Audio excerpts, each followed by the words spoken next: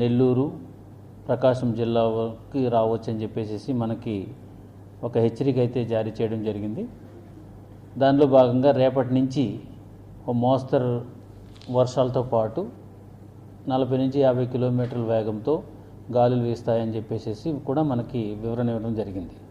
ఈ సందర్భంగా జిల్లా యంత్రాంగం అంతా కూడా అప్రమత్తమై మనకున్నటువంటి కోస్టల్లో ఉన్నటువంటి 5 మండలాలు ఏవైతే నాగులపాడు, ఒంగోలు కొంత భాగం, అలాగే టంగుటూరు, కొత్తపట్నం, సింగరాయకొండ ఈ మండలాల్లో ఉన్నటువంటి కోస్టల్ విలేజెస్కి